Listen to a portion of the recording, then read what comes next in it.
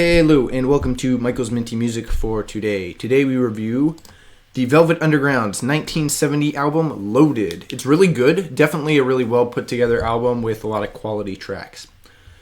This is the track listing, and these are the tracks I added to my playlist, 8 out of 10, so most of them here. This album is a really good combination of the Velvet Underground's rock sound with the sort of late 60s, early 70s emerging pop sound. It sounds more like an indie version of the Beatles, which I like because I kind of like indie stuff and I like the Beatles. Side 1 is pretty great. Most of the tracks are slower mid-speed, but it doesn't drag at all, and every song is pretty interesting. The opening tracks aren't quite as fast as I might prefer, but they're still good, and they provide enough speed to get the album going, so there's no downside there. New Age is a great closer for the side. It's slower, but it still has driving energy behind it, which is good. Side 2 isn't quite as good as Side 1, but it's still decent. Head Held High and Lonesome Cowboy Bill keep up the speed leading into the final couple of tracks. Oh Sweet Nothing is a great closer, slows down the album to a very clean finish. This album is very clean and well put together in terms of flow. The genre is still rock. It's not really too experimental anymore, and instead focuses on a sort of emerging 70s pop rock sound. Catchy lyrics, classic guitar solos. All interesting, but nothing really, knock the pants off of you kind of thing. There were no singles released before the album, and unfortunately no tracks here were particularly popular at the time of release. So, yeah.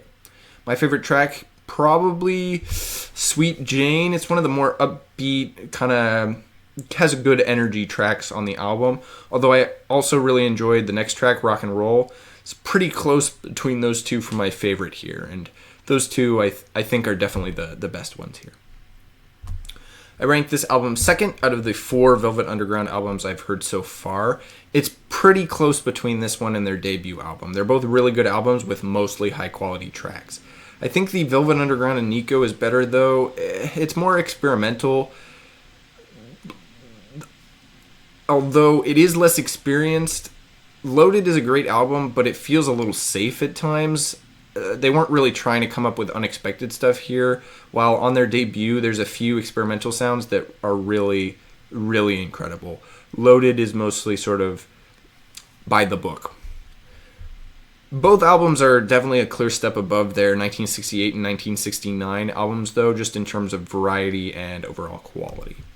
Additionally, this album doesn't take my tough spot from 1970. That goes to the Beatles' final album, Let It Be, which is definitely better than Loaded, although it was a bit closer than I was expecting. The Velvet Underground puts up some good competition here, but even at the end of their career, the Beatles were just really great, and you'd need a really great to perfect album to beat Let It Be, because Let It Be is still really good, even though it's not one of their top albums. Next up is Queen's 1984 album, The Works. It's pretty good, and it's hitting its 40th anniversary February 27th, so now's a great time to review it. So stay tuned for that, and as always, stay minty.